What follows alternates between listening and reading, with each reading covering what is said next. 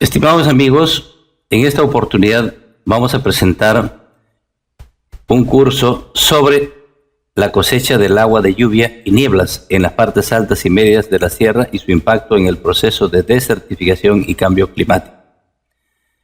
Es sabido por todos que el problema que se avecina a la humanidad y a pasos agigantados es la falta de agua de calidad para satisfacer las necesidades de la persona y también como insumo de las otras actividades como son la agricultura, la ganadería, la industria, los servicios, el turismo, la minería, etcétera, etcétera. Sin agua no puede haber desarrollo, pues sin agua no hay vida.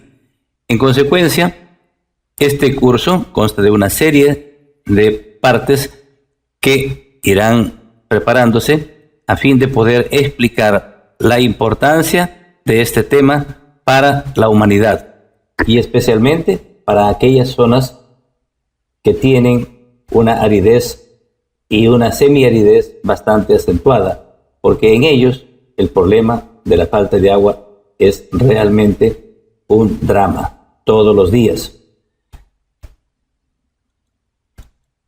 Aquí se puede ver, por ejemplo, el tema del ciclo hidrológico, un esquema del ciclo hidrológico del agua, donde se ve todos los flujos y los cambios de estado del agua, la evaporación, la evapotranspiración, finalmente ese vapor de agua forma las nubes se condensan y va cambiando de estado el agua, formando lógicamente los nevados, ¿no? Y precipitándose en forma de lluvia, y parte de esta lluvia se escurrirá por la superficie del terreno, otra caerá a lo largo del planeta y una parte importante debe infiltrarse en el subsuelo. Y esto es importante, la parte más importante para mí, considero, del ciclo hidrológico, la infiltración del agua, sobre todo en las zonas de ladera. ¿Por qué? Porque si el agua no se infiltra, todo el agua escurrirá y la cosa será bastante más peligrosa por el lavado de los suelos que se va dando y finalmente la pérdida de la capacidad productiva, la pérdida de los suelos y lógicamente la consecuencia final será la desertificación. Y en este rol de la infiltración del agua juega un papel fundamental la vegetación, los bosques, los pastos, el manejo de los cultivos, etc. No olvidemos, por ejemplo, que un bosque, un árbol, tranquilamente puede infiltrar en promedio entre el 45 a 48% de la cantidad de lluvia que cae. En consecuencia, ese rol es fundamental. Este flujo subterráneo, producto de la infiltración del agua, ¿no?, de la percolación, va apareciendo más abajo a lo largo de la cuenca y formando los manantiales o los puquiales o los ojos de agua, que son fundamentales sobre todo en la época de estiaje, es decir, cuando no hay lluvia. Ahí es donde sufre la falta de agua todas las poblaciones asentadas en las partes altas, en las partes medias de las laderas, en la sierra y también en las ciudades. ¿Por qué? Porque finalmente el abastecimiento viene desde las partes altas.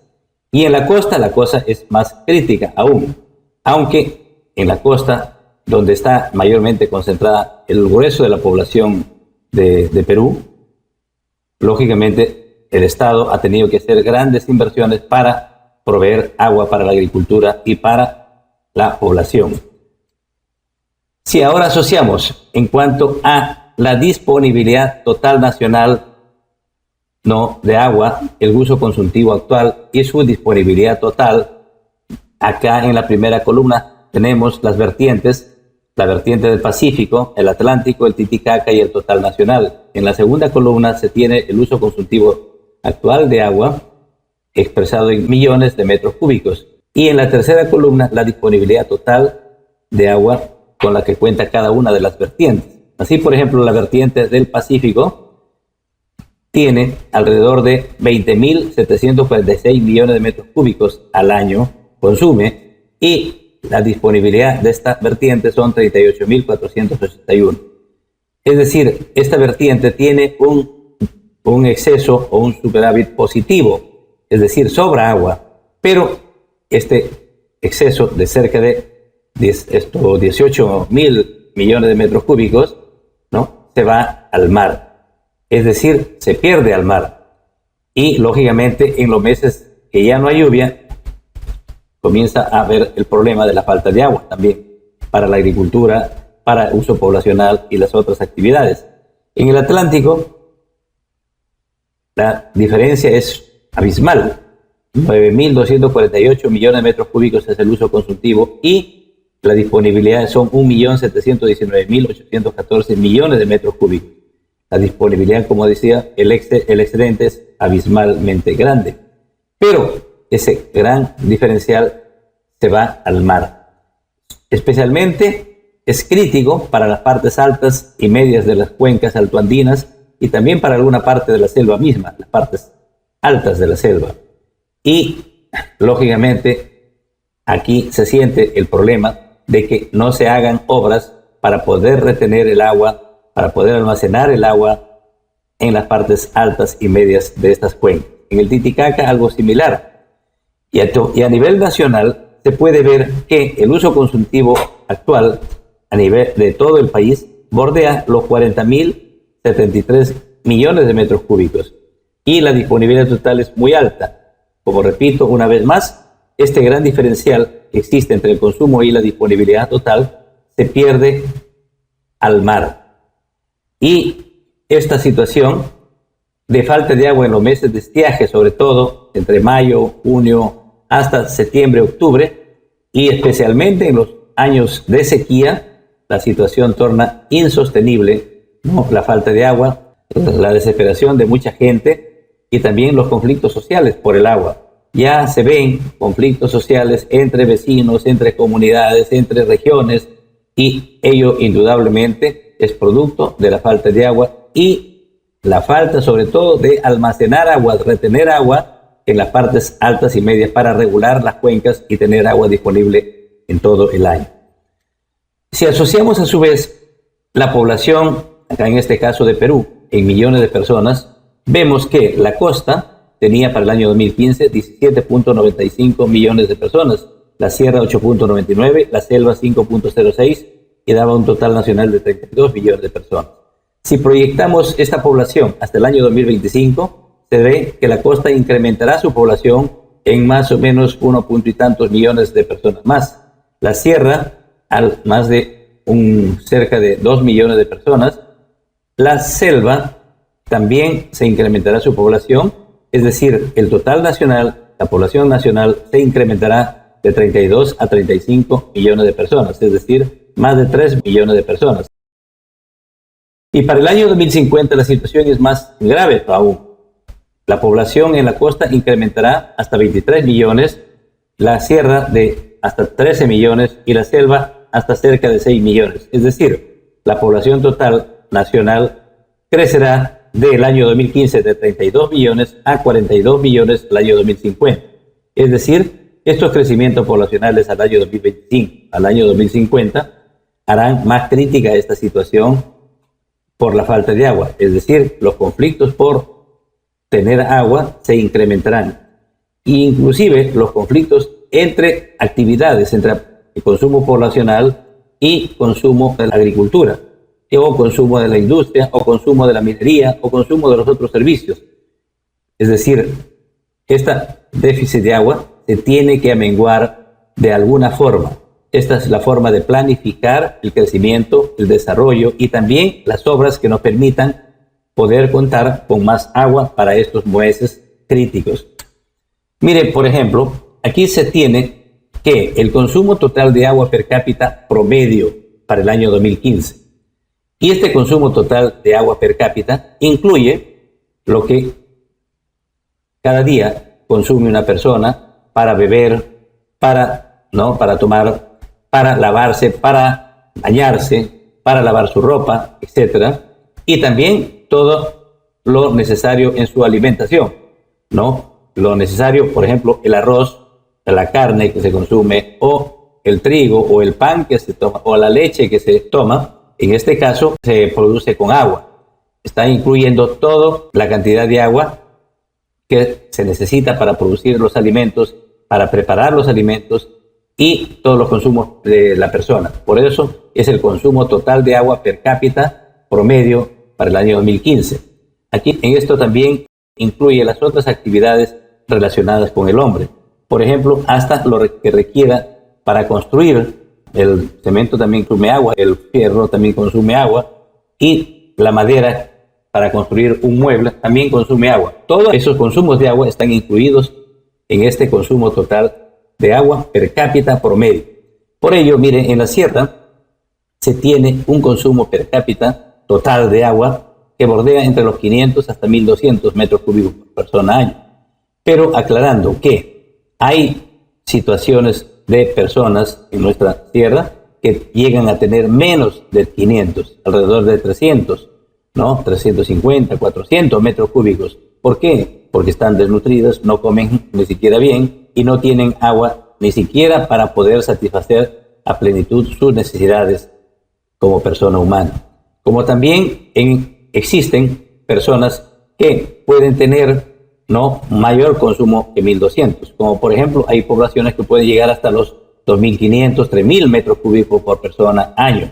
Por ello hablo de un promedio a nivel de sierra y a nivel de costa también.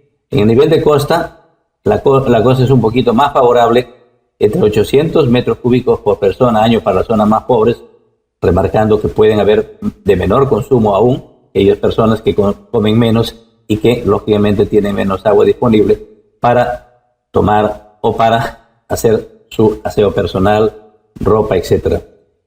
Y también hay poblaciones que consumen mucha más agua, diariamente y finalmente al año. Por ello, en el nivel de costa, de entre 800 a 1500 metros cúbicos por persona año. Y aquí es bueno remarcar y poder comparar estos consumos per cápita totales de agua con el estrés hídrico que da organismos internacionales especializados en ello, que indican que ya se está para una persona en estrés hídrico cuando consumen 1700 metros cúbicos por persona año. Es decir, pues nuestra población de la sierra ya está en superestrés hídrico y en la costa también está en estrés hídrico. Por ello son los conflictos que se van dando por el agua. Y acá quisiera hacer una tingencia. Por ejemplo, miren, acá diariamente hay poblaciones que consumen solamente para beber, para lavar su ropa, para su aseo personal. Hay situaciones que pueden llegar hasta 300 litros por persona, aquellos que tienen más recursos económicos. Y también hay poblaciones que viven en zonas muy pobres y que consumen apenas unos 15 a 20 litros por persona diario, solamente para esas actividades. Por ello, esas personas están dentro de estos límites bastante bajos que he mencionado anteriormente. Y teniendo, miren, a nivel global, las Naciones Unidas da un promedio per cápita de agua de 8.500 metros cúbicos por persona año, pero lógicamente estas cifras son sumamente engañosas. Es cómo se obtiene la masa global total a nivel del planeta del agua entre la población total del planeta, y ello da más o menos un índice per cápita al año, pero esto realmente para muchas poblaciones realmente es un sueño inalcanzable total, ¿no? Ahora veamos esta problemática de la falta de agua, el consumo per cápita del agua, el crecimiento de la población, etcétera, y la implicancia del calentamiento global y el cambio climático, que va afectando a nuestro planeta y a los diferentes países del planeta, a unos más, a otros menos, pero al final afecta a todos. Y un factor desencadenante que genera todo este fenómeno es la concentración actual del CO2 como elemento más importante contaminante, que es ya su límite ha pasado a 401.5 partes por millón. Y esta cifra todavía estaba prevista que pueda alcanzar a nivel de planeta un poquito más adelante todavía.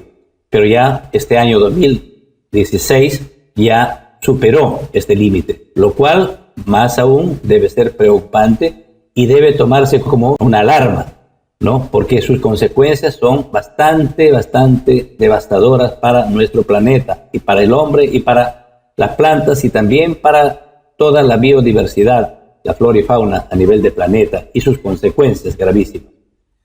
También otra de las consecuencias de este fenómeno del calentamiento global y cambio climático está el incremento de la temperatura a nivel global del planeta. Ello, lógicamente, ya los organismos especializados reportan que ha ocurrido un incremento entre 0.8 a 0.9 grados Celsius, ¿no?, con respecto al nivel de temperatura que se tenía en la era preindustrial. Este incremento ya constituye una gran indicación de lo que es el calentamiento global, producto de toda esta contaminación del CO2 y los otros elementos contaminantes. Otra de las señales de este cambio y las consecuencias del calentamiento global y cambio climático es el incremento del nivel del mar, que reportan los organismos internacionales especializados que este incremento ya ha llegado a ser del orden de los 30 centímetros del incremento del nivel del mar. Y esto es debido a que también el mar, las aguas de mar, ha sufrido un calentamiento, ¿producto de qué? De que el CO2 está acumulándose en el mar. Y esto es bueno resaltar, el gran sumidero de estos elementos contaminantes CO2 es el mar, por suerte de la humanidad, pero por desdicha de las especies marinas, ¿no?, de la flora y fauna marina, porque definitivamente le significa una amenaza, ¿no?, para todas ellas, por el cambio que significa. Imagínense, CO2 en el mar, una parte de este CO2 se va a transformar en ácidos y las consecuencias, lógicamente, son fatales para muchas especies, ¿no?, marinas. Y como reflexión y la importancia de la reforestación, es que una hectárea de bosque produce oxígeno puro para 6 personas al año. Acá es bueno remarcar la gran importancia que debemos tomar conciencia todos los pobladores de nuestro planeta, sin distingo alguno, que debemos sembrar árboles, debemos sembrar verde el planeta. ¿Por qué? Porque ello ayuda a tener disponible oxígeno limpio, puro para nuestra respiración. Sin ello, definitivamente la cosa se va a agravar. Ya se espera, según estimaciones y modelos de predicción que han hecho las diferentes organizaciones internacionales especializadas, que el incremento de temperatura puede llegar hasta los 4 a 6 grados Celsius, ¿no?, hasta el año 2100. Y los incrementos de nivel del mar serán mucho mayores. ¿Y las consecuencias cuáles van a ser? Lógicamente van a ser fatales: intrusiones marinas, abandono de las áreas de la costa, contaminación de los acuíferos de agua de buena calidad que hoy existen en las costas, y la población, ¿qué va a tener que hacer? Migrar. Y lógicamente los niveles de concentración de CO2 van a ser ya muy altos, que realmente va a generar los trastornos, más sequías, más prolongadas, más severas. Las inundaciones serán más severas, más prolongadas o más frecuentes. Los vientos serán mucho más fuertes, y también los incendios forestales y otras consecuencias, ¿no?, que se irán dando producto de todo este cambio climático tan doloroso para nuestro planeta. Por todo ello tenemos que reconocer que la Sierra Altoandina, ¿no?, es semiárida y que el planeta Tierra está sufriendo una crisis ambiental severa, es decir, nuestra casa, nuestro hábitat, estamos malográndolo totalmente, en forma irresponsable. Nuestro hábitat destruido, contaminado, va a afectar a ricos y pobres, a grandes y chicos. Por ello, es hora de tomar conciencia y debemos hacer toda una corriente mundial a toda la humanidad. ¿Para qué? Para que reflexionemos. ¿Qué queremos dejarle a nuestros nietos, a nuestros bisnietos y a nuestras generaciones venideras un planeta inhabitable, una situación de vida insoportable, creo que debemos actuar con muchísima responsabilidad, porque ellos van a pagar las consecuencias. Nosotros, mal que bien, estamos viviendo, nos iremos en un momento, pero las poblaciones venideras serán los que sufrirán. Por ello, debemos apostar por un desarrollo, un crecimiento, un manejo de las cuencas en forma sostenible, pensando en las generaciones venideras. Porque estamos contaminando y calentando el planeta.